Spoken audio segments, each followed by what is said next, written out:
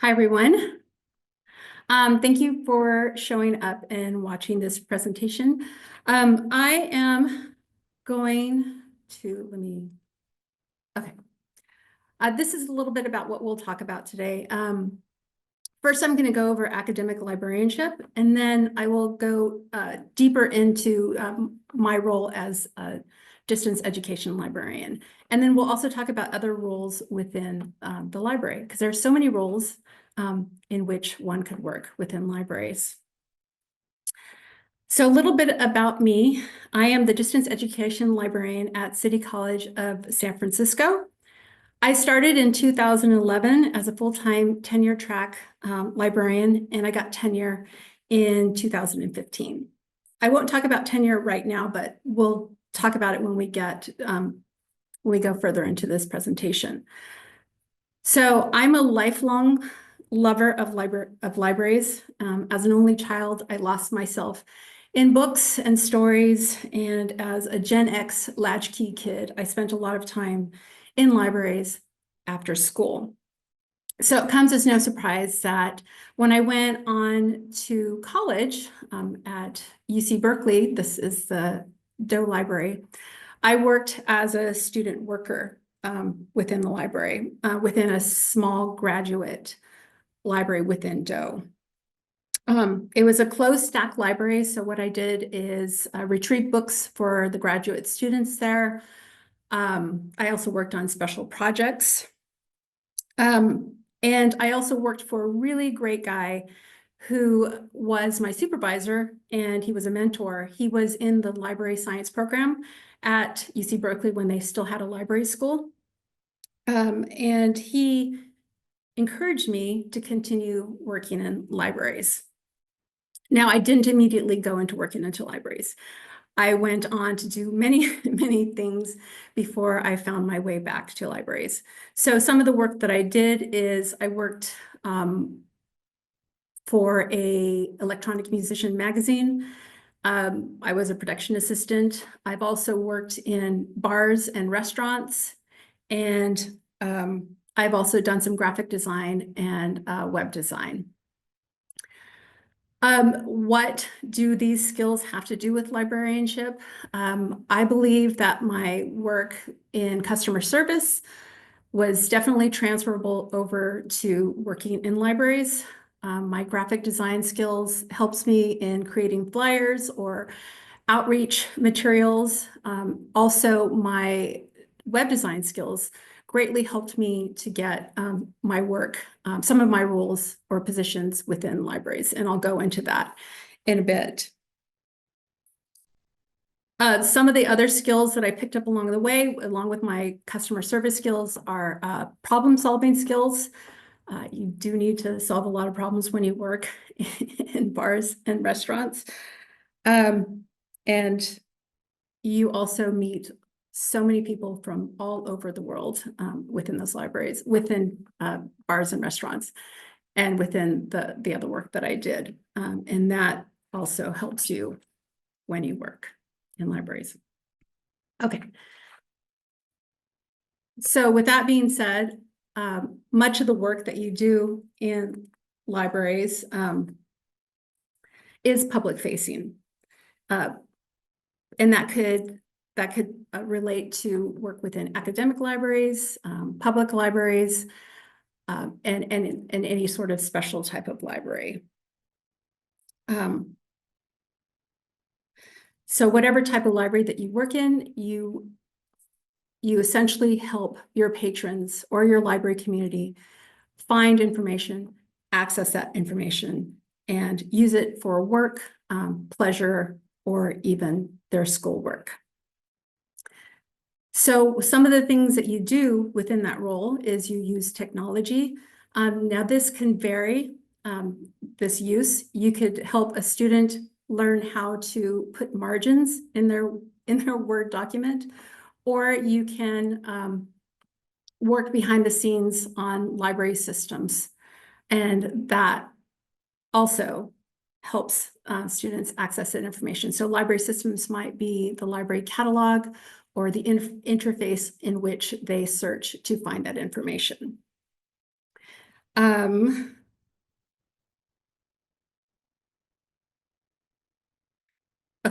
so other things that you do within libraries is you work as part of a team, you collaborate on projects. The work that when you create systems, you're not creating it in a silo. You're actually going out and speaking to your colleagues and asking them for feedback on how they see students search for information or what they would like to see in a system show up sooner or for their patrons. So for instance, well, I won't go into that. Okay, so because I'm going to go into that later on in this presentation.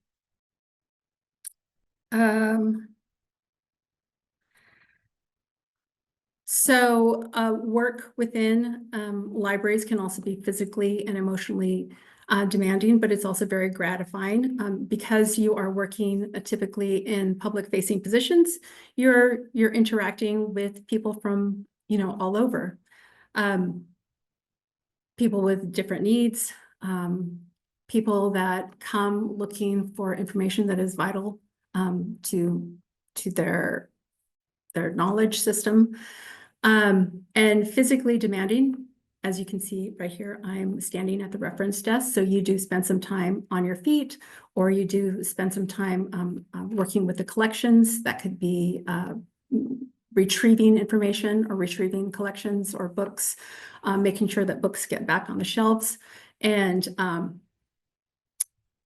also removing books from the collection. So you're also moving around the library, showing students or patrons how to access information or how to find it on the shelves.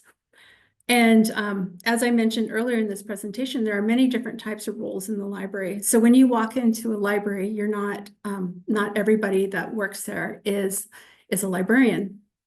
There are people that staff different parts of the library. So you might find people behind the circulation desk that might not typically be librarians, but all library workers are essential to making sure that libraries work and that everybody can use all the resources within these libraries.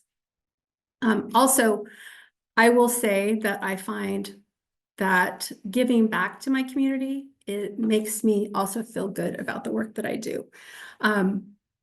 And I like to ensure that everybody can access the information that they need and that they know where to find it. Okay. So as I mentioned, not everybody that works within libraries are librarians. And I will talk a little bit about other roles like library support staff later on in this presentation. But in order typically to work as a librarian, you will need to get a Master of Library and Information Science or something similar to that. I received mine from San Jose State University. There are 3 universities in California that award these masters. One is San Jose State, the other is USC, and then another one is UCLA. San Jose State University is a completely online program. When I attended San Jose State, it was still an in-person program, and I found value in actually being in person, but I also took classes online, and I still think that there is a really good way to build community, even if you're taking classes completely online. UCLA is a completely in-person program. So if you are interested in these types of programs, you might look all over the United States for an ALA accredited institution.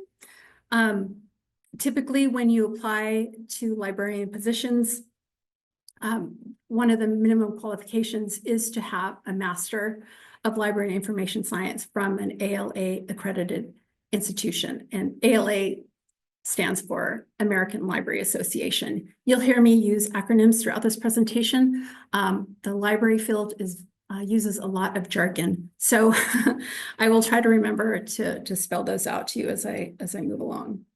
Um, Now you see that I also have a master's of instructional science and technology.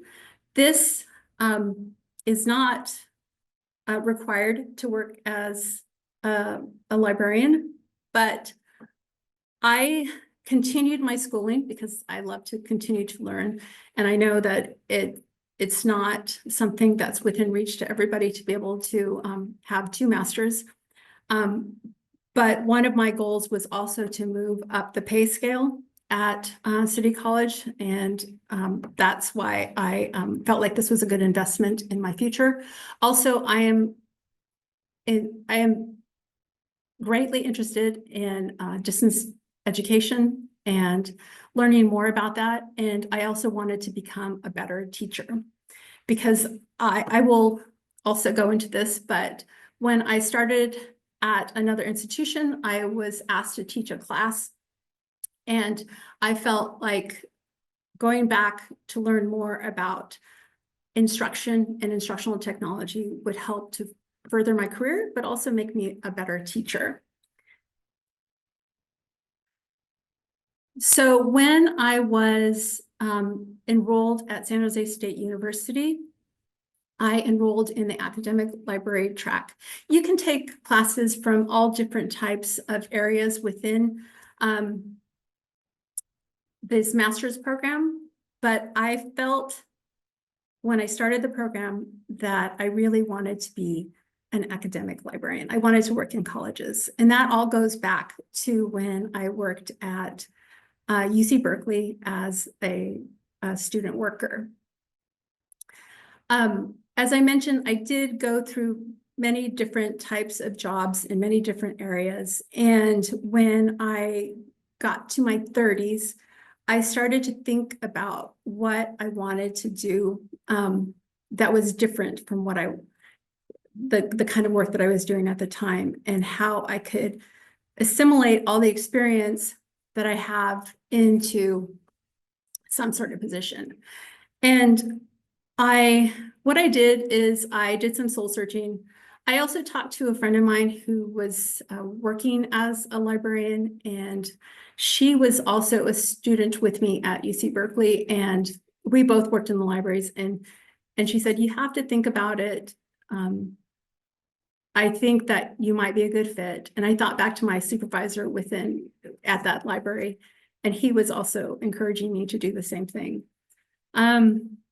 And so I decided to enroll in the MLIS program. And I immediately just started taking classes along the academic library track. I also took classes within the technology, and I also took some technology and tools coursework. So that included furthering my knowledge on HTML, XHTML, XML, and XSLT, because I just wanted to continue to build those skills. I think it's really important to continue to learn and build your skills in order to make you as flexible or as competitive as possible in this field. I also took instruction and reference coursework that was geared towards, geared towards academic libraries. I think if I had to give any advice on anybody going through an MLIS program that is interested in working in colleges, is to focus on instruction. I feel that when I went out into the field and started to interview for positions, that my instruction wasn't as strong as it could have been. And maybe I should have spent a little more time on that sort of coursework. I also encourage anybody to enroll in an internship. I did not have that experience, but I think that it could have greatly strengthened my resume, and also helped me to integrate into these environments much faster. And also just to experiment and think about certain areas that I wanted to work in. I will talk about the LIT program that I also teach in at the college later on, and we do encourage students to get an internship just to get an idea of the type of library that they want to work in. and also to get hands-on experience. I also encourage you, if you enroll in an MLIS program, to seriously look at scholarships. There are so many scholarships out there. When I was in the program, I applied for the initiative to recruit a diverse workforce scholarship, and I got it. And it was a very generous scholarship that also gave me other networking opportunities. With this scholarship, I was able to participate in a leadership symposium. I was flown out to Boston for the ALA midwinter, and I also got to know other participants in the program, as well as to do some mock interviewing that really helped to prepare me for this. But another benefit from that is I was given a mentor, and that mentor was from California, and I was able to interact with her and also interview for her at one point. So I really encourage that you seek out scholarships, because it is a big commitment to enroll in a master's program. It can be costly. So having any sort of help along the way can make everything so much easier for you. So networking is also important. I networked when, I met new students within the program, or when I went to conferences. One piece of, well, I will say that I was able to find my first job from going to a conference. I went to the California Library Association conference. I ran into one of my former classmates from the MLIS program, and she asked me how I was doing looking for work, and I said that I hadn't found any work yet. I was a couple of months out of the program, and she said that they needed volunteers to catalog at San Mateo County Library. And I didn't have a whole lot of interest in cataloging. I had taken one cataloging class, and I didn't have a lot of confidence either, but she encouraged me to do so. And I know that not everybody has a luxury of being able to volunteer, but I decided to take her up on the opportunity. And I think the scholarship also helped pad that a little bit. So I volunteered and I cataloged for about a week, and then they hired me. So I got out of my comfort zone a little bit by cataloging. I got out of my comfort zone of working for free, but it paid off, and I started to get paid for doing that work. And then I also, from that, I was able to also secure some reference shifts within San Mateo County Library. And that was a really good experience, because from there, I was referred by one of the librarians there about a position at another organization. And then I went on to apply for that position and got that position. So one experience led to another, and then that's when I started to build on my experience working within libraries and making myself much more competitive for other positions. And my first full-time position was with College of San Mateo as their instruction and web services librarian, and that was a tenure track position as well. And before I saw the position at City College and decided to apply for that position, and was offered that. And so I've been here at City College since 2011.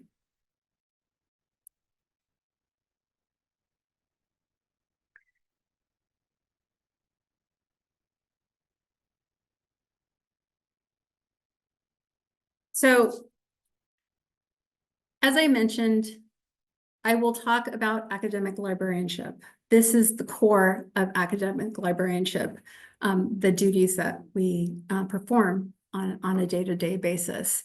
And then I'll go into my role as the distance education librarian. So at the very core, all librarians at CCSF provide reference and instruction in a variety of formats. For instance, we provide reference services in person at the reference desk, by email, by chat, or even by Zoom.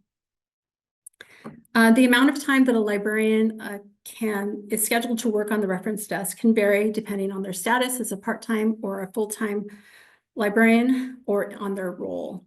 When I first started, I would expect to be on the desk for about 12 to 15 hours per week.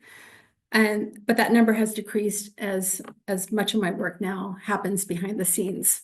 But I do love working reference. I love interacting with the students. So I do miss that part of my job. But I will go into how I still have interactions with students in a few moments. So in terms of instruction, it can also be delivered. I'm going to back up and say that I am at City College. We are considered to be faculty. So we have the same status as instructional faculty across the college. And that's where tenure comes in. So I am a tenured librarian, and the process at this college is it takes about 4 years to get tenure status. Of course, along the way, you're evaluated on your instruction. You have to build a portfolio demonstrating how you provide service to the college, how you provide instruction, how you engage with students. The process for tenure at a community college is less than that of the tenure process at, say, a 4-year institute. And not all college librarians get faculty status. It really depends on the institution. So if you're interested in becoming a tenure track librarian, then it's good to, find out what the process is at the institution before you apply. Tenure status is supposed to give you job security. And that's all I'll say on that. Okay, so as instructional or as faculty librarians, we provide instruction at the college. So that could come in the form of providing one-shot instruction workshops. So we work with faculty in a department to provide sessions for their students to show them how to find information, how to access that information, how to evaluate it, and how to use it ethically. And that is the core of information literacy. Our goal is to ensure that our students are information literate and that they can become critical thinkers, and that they know how to find information or how to determine what is good information. So that comes in the form of these one-shot instructional sessions. We can also be embedded in a class. So that means that we provide more of a focused support for that specific class. We can also provide instruction via Zoom, or we can create workshops or tutorials so that students can access these at their point of need. So not necessarily a scheduled session.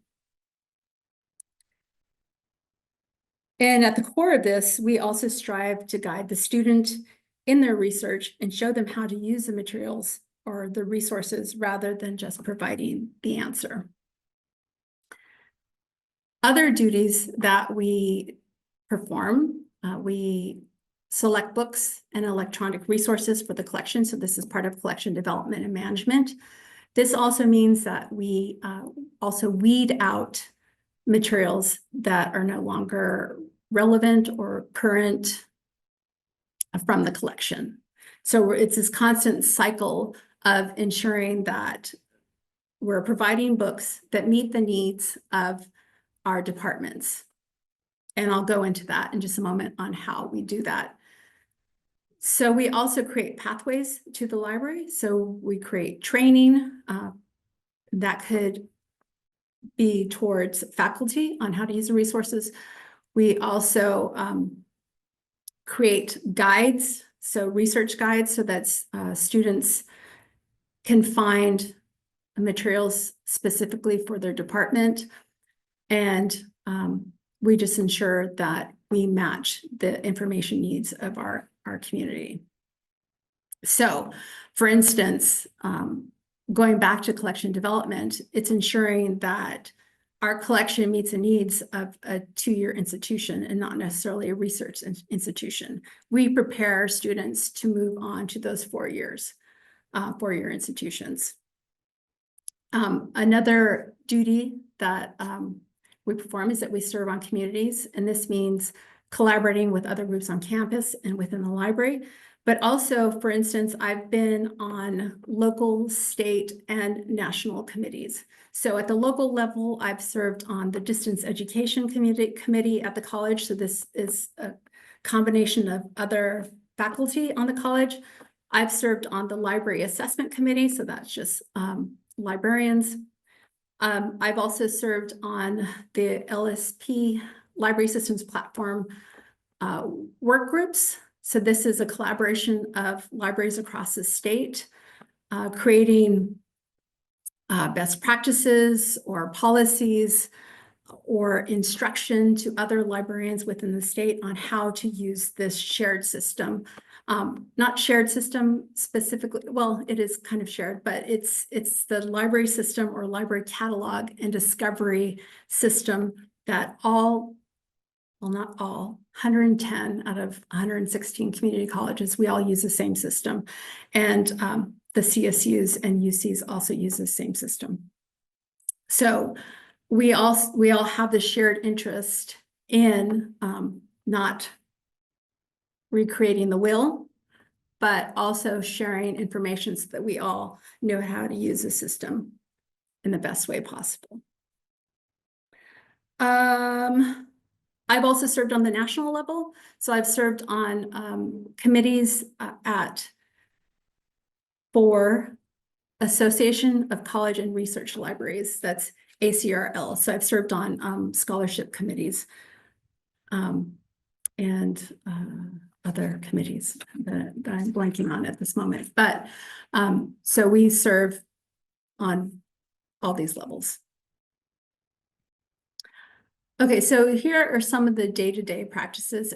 As I mentioned, we do reference services on a day-to-day basis. So I may not always be on the reference desk physically, but when I'm sitting at my desk, I have chat open. And so when students ask a question using our chat service, I'm able to take questions that way. We provide research assistance.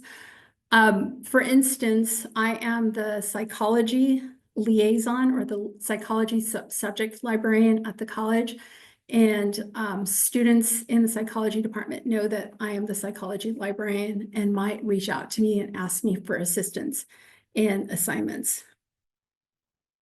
I already mentioned instruction, but we also do assessment of our instruction, because without doing assessment, we don't know if we're doing a good job. So we also have to prove that we've assessed how students are learning, if they're learning, and how they're learning. And we quantify this so that we can revise our instruction as we move along, but also we use it as a method to show the college, the value of using libraries.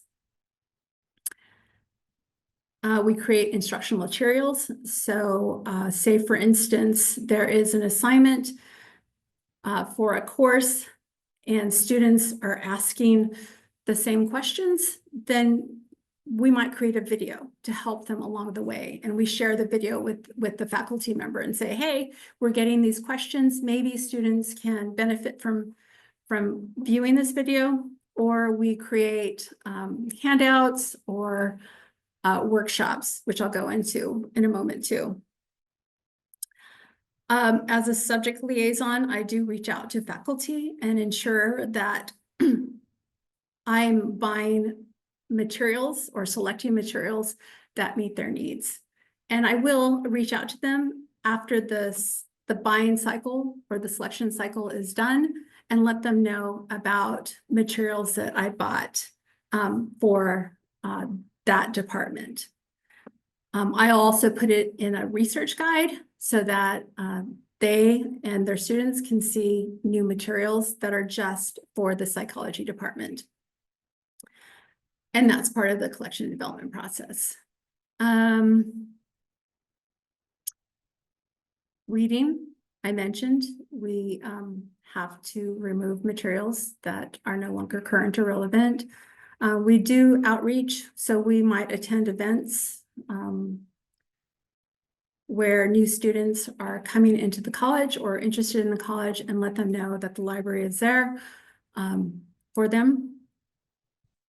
We also have to stay current, and sometimes we'll have to present to our colleagues and show them how to use a new tool in the library so that we're all on the same page and directing students to use the tool in a consistent manner. And there's also special projects. So that could be, you know, reporting data, completing surveys to indicate the resources that are being used at the library, and also serving on faculty evaluation or hiring committees. For instance, I am a tenure track librarian or tenured librarian, but I do have to be evaluated every 3 years to ensure that that my instruction is good and that it's meeting the needs of the college. And if I come back with an unsatisfactory evaluation, then my evaluation team will encourage me and recommend ways for me to improve. And this happens with all of our librarians. Okay, so part of my work as a distance education librarian is ensuring a solid user experience.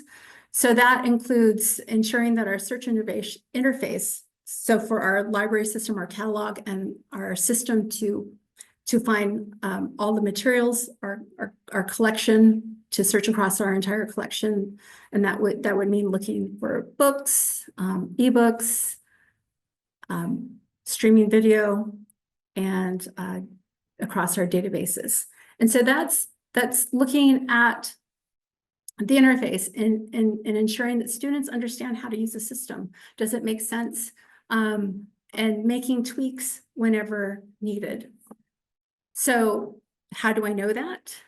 We can do user studies. So we go out and ask students to show us how they find information. We get feedback from them. We get feedback from other librarians that when they're helping students, they see, you know, certain things that they're clicking that doesn't make total sense to us, or something that might make sense to us might not make sense to a student. So it's always good to get user feedback to ensure that they can find the information. Because I mean, that's the core of it. We want to make sure that they can find the information that we're providing for them. Another thing would be being embedded in online courses. So for instance, I might be embedded in a psychology class. I create a discussion forum. Students know exactly where to find me. I can provide feedback right there within the class and help them succeed, because not all students are going to reach out to the librarian. So knowing that I'm right there in the class, the faculty member encourages them to come to me. They can see my face, I'm there. And it's a pretty rewarding experience, because I get students that say, huh, I like the way you explained that.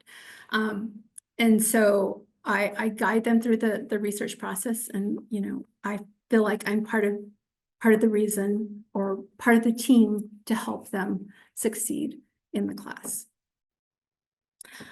We also create library skills workshops. These are tied to the information literacy requirement of the college.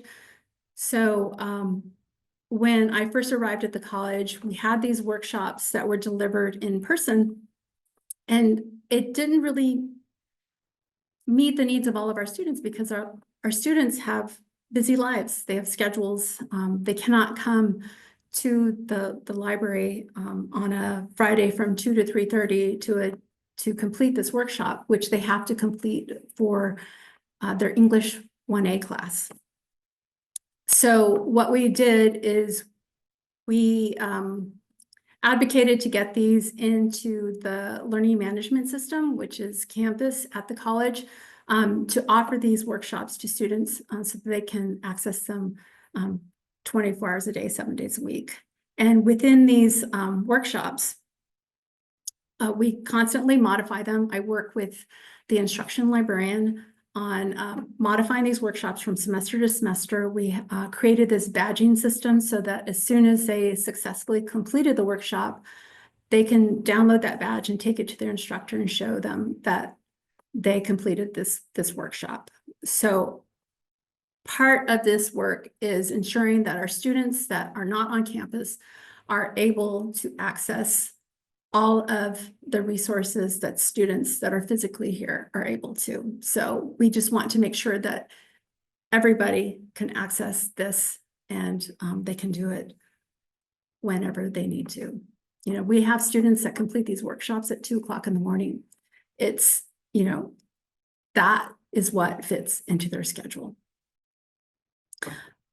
So I did mention that I'm the subject liaison for the psychology department, but as part of my distance education duties, I'm also the subject liaison for the educational technology department. So these are for our online instructors. I select books in that area to help them develop professionally. In terms of my professional development, I'm constantly learning and evolving and growing in my role. So I do that by attending webinars. I also continue to take courses at the undergraduate and graduate level. So at San Jose State, you can take open session classes. So I've taken classes on data science librarianship, art librarianship, on open educational resources, anything that helps me help our students. I attend conferences. I recently attended the Association of College and Research Libraries conference in Minneapolis. That is probably one of my favorite conferences. It only happens every 2 years. The next time it will be offered is in 2027 in Portland, Oregon. Another really great conference is the California Conference on Library Instruction. That is a local conference in California. It's been at USF, University of San Francisco, for the last 5 to 10 years, but recently it shifted over to CSU Monterey Bay. It's worth a drive. It's a great conference. It usually happens at the end of May. And they usually offer student discounts. I think it might be full at this point, but if you're thinking of a good conference on library instruction and you can't get in this year, go next year. Other conferences I suggest are CARL, California Academic and Research Libraries, and California Library Association. That's focused on public and academic libraries. Same goes for the ALA annual, which is American Library Association annual. The next one is in June in Philadelphia. So I suggest looking for potential conferences. They're a really great way to network and also to learn about new trends in libraries. And that's what I say on my next point. Keep learning and adapting to new technology and also is trends as well. And I also suggest joining professional organizations, ALA, ACRL, CLA, all of these offer memberships. And as a student, you can get a discounted membership. Okay, this is my last slide. This is not part of my distance education librarianship duty. What happened is that they needed somebody to teach in this program, and I was available, and they asked me to teach a class. And then I taught another class, and then I eventually became the department chair of this program. This program is the Library Information Technology program at CCSF. What we do is we prepare students to work in various roles at the library support staff level. So these roles do not require an MLIS. And some of these roles, the titles, but they may vary by system, are pages, clerks, aides, assistants, technical assistants, technicians. For instance, at San Francisco Public Library, you do not need, there are no requirements for the page position, but for the assistant position, there are some requirements, but some of that can be bypassed by completing 9 units within the Library Information Technology program. And it's really helpful also to have the LIT associate's degree to promote into the technical assistant position. And that's just an example. If you're interested in these kinds of roles, it's really helpful to go from library system to library system and see what the minimum qualifications are. To complete this program, it is a fully online program. We get students from all over California because it is an online program. So it's really neat to meet students from all over the state. Many of our students go on to work in libraries in the Bay Area, so SFPL, Marin Free, San Mateo County. And then I also have students in Southern California that work for libraries in that area as well. You can typically complete the certificate in 2 semesters or an AS degree in 2 years. So that's 19 units of the major requirements, as well as your gen ed requirements. And we do get many students that go on to pursue an MLIS. So they might take this coursework to get an idea of what it's like to work in libraries. We go into behind the scenes in libraries about the many different roles, as well as processing materials and cataloging. There we are, cataloging again. And we also have a library work experience course. Now, we can't take on all the students that want to apply for the work experience course because we have limited positions. But I do encourage you, if you can, and if we can help to find you an internship, then reach out to me and ask, because that is part of my work as the LIT department chair, to help you find internships, to answer your questions about completing the certificate or the AS degree, or even just other questions that you might have about working in libraries. I do like to talk about libraries. That's why I'm doing this. I'm definitely available to speak. So I think that's all I have for this presentation. Any questions? Yes, Michelle, we have a couple of questions from the audience. Okay. First one from Christina. What would you suggest for online students wanting to build community? I'm planning to attend SJSU's MLIS program this fall, and I wish it was an in-person program. I'm based in the Bay Area, but I'm hoping to find other ways to connect with my cohort. I think just reaching out to students, forming study groups, because that's what I did, is that really helped, asking for study groups. Also, I felt like my cohort was really into networking. And so that also meant networking in San Jose, but also saying, hey, is anybody interested in meeting, going to a meetup? Like, it could be in a cafe. Some students met in bars or restaurants just to talk about their experience in the program. And then also just building those systems, having regular meetups is really helpful, just staying connected, even just, I think a Zoom talk, because I think a lot of people out there are wanting to find community as well. Because I think it is kind of difficult having that system, maybe even creating like a Discord channel, something like that. Thank you, Michelle.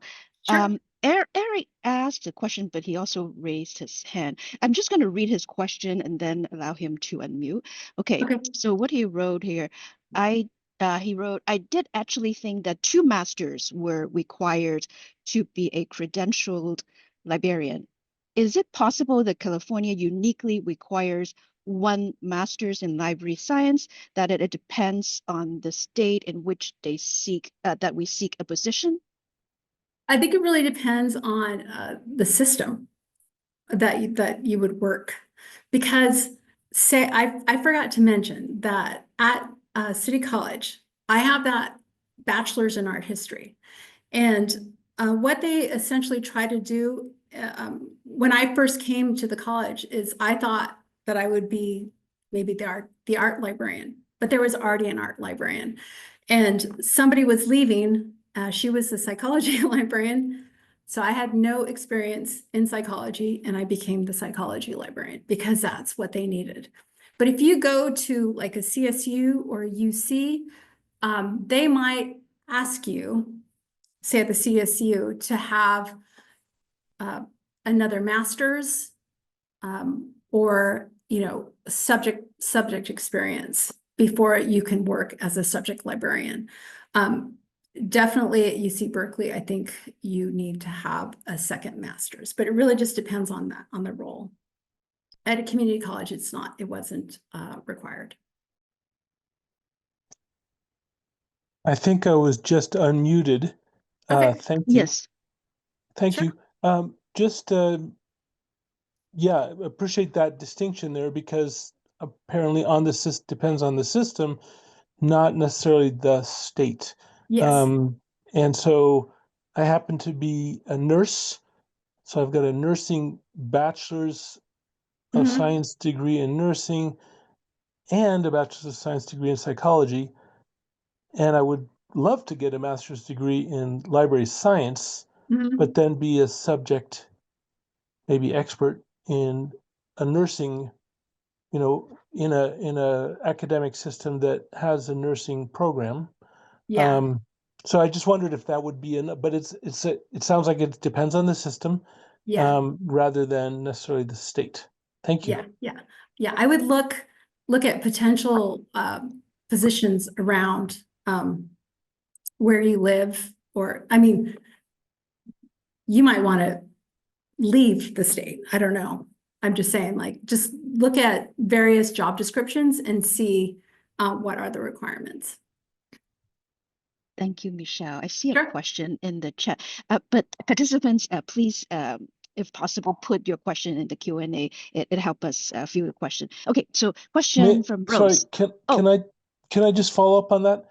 Sure. The point was that you said that I think you're a distance learning librarian. I am.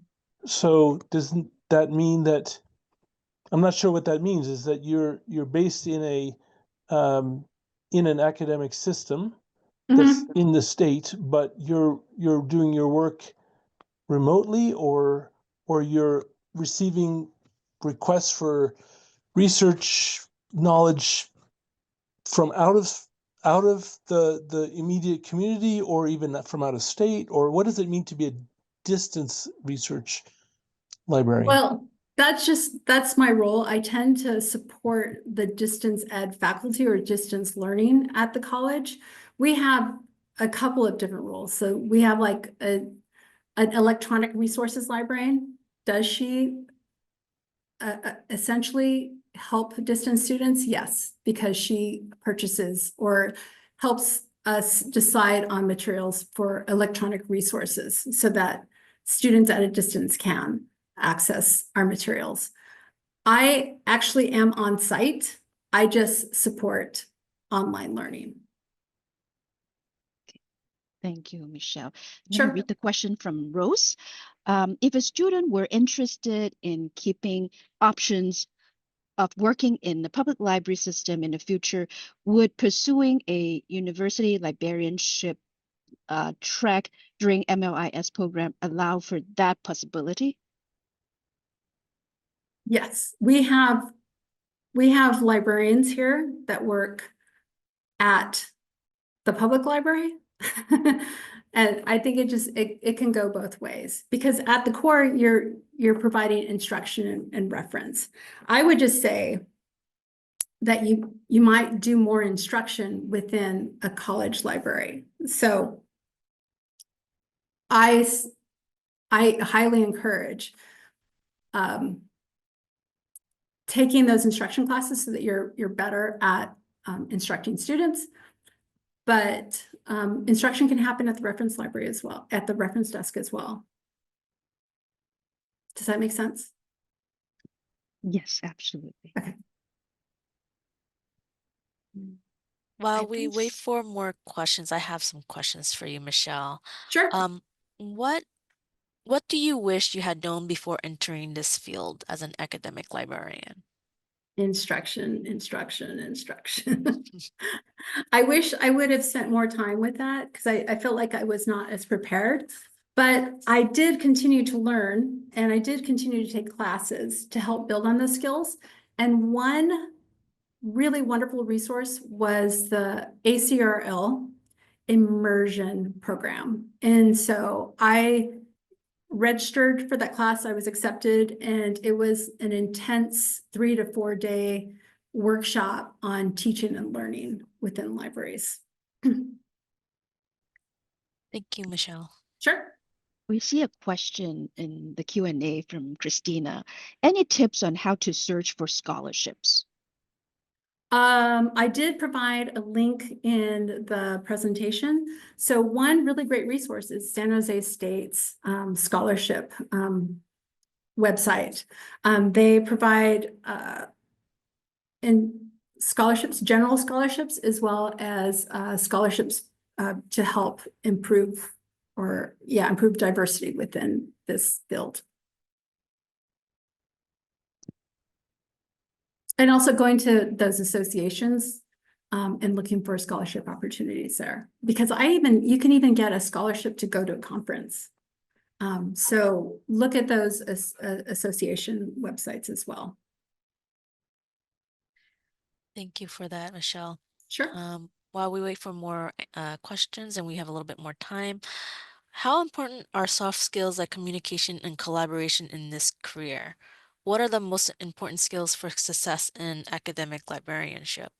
Okay. Did you see how many times I said team or collaborate during that presentation?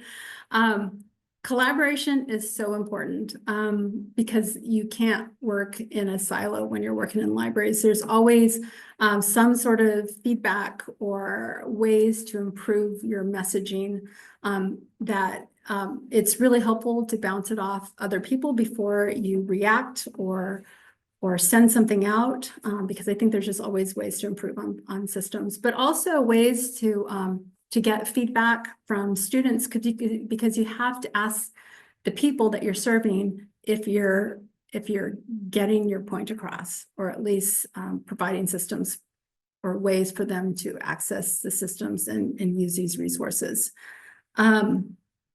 What was the other one? Soft skills. I think having people skills is incredibly important because I think there's a misconception that when you're working in libraries that you're not engaging with people all the time, and you really are.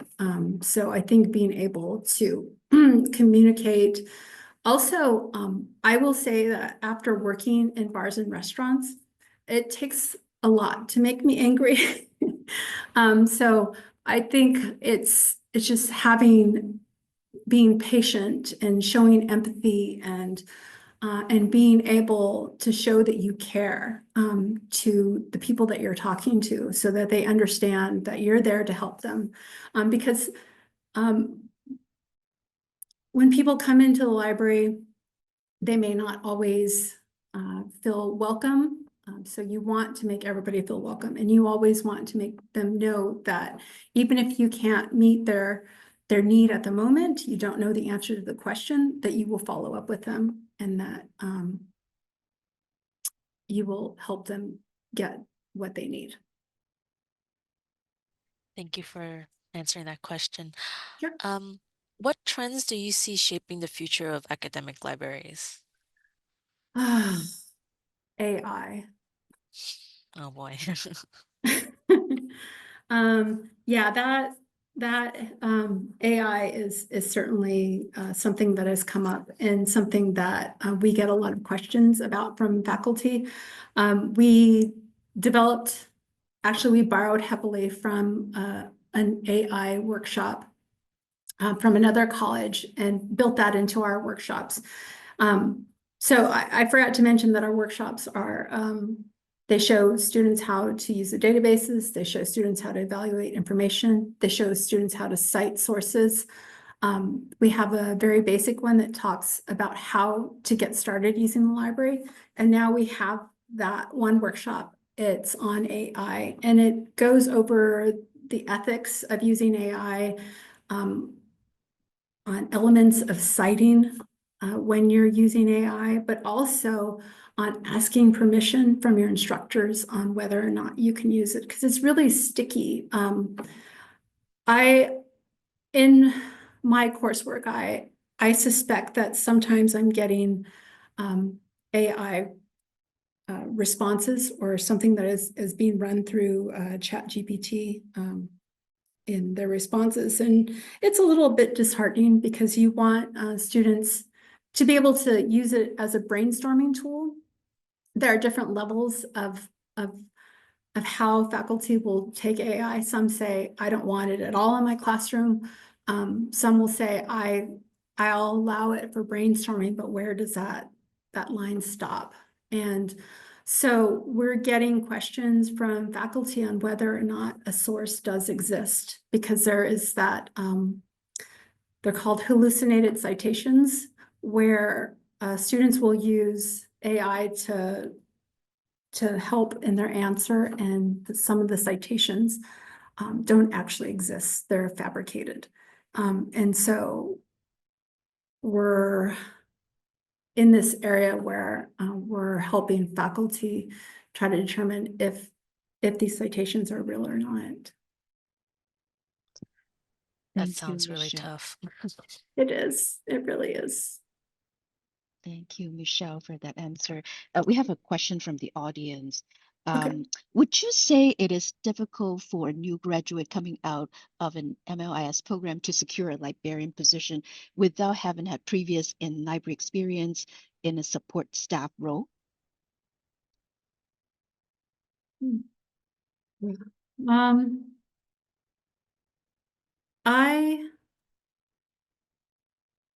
I've heard both.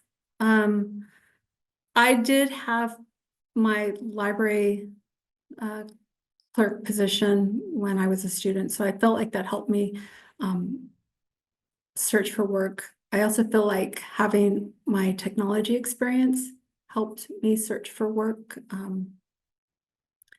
I'd say having comfort with technology, because you use a lot of technology in these positions, is helpful. I would say, though, if you don't have any experience, that you should really write or learn to talk about your transferable skills.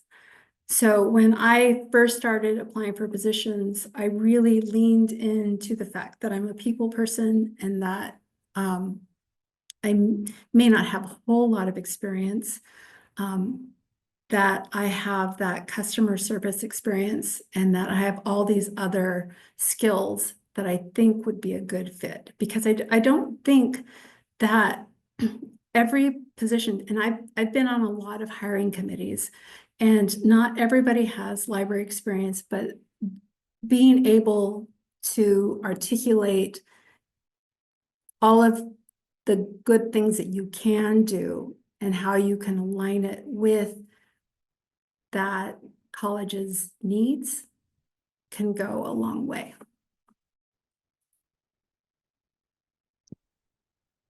Thank you, Michelle. Sure.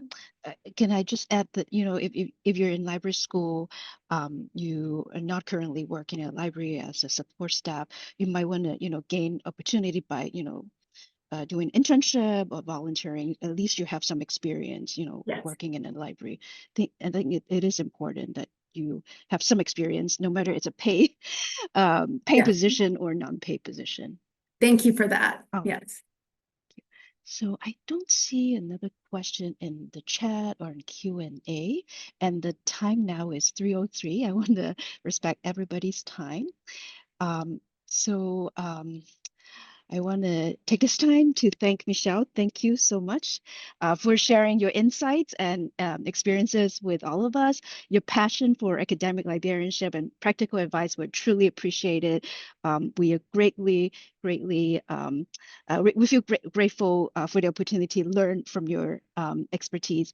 And I also want to thank everyone for joining us today. I hope that you found the presentation both engaging and helpful. We will be sending out an evaluation survey along with Michelle's presentation slides and a link to the recording. Your feedback is very important to us, so please take a moment to share your thought to help us improve future programming. Thank you once again, everyone. Wishing you all a wonderful rest of your day.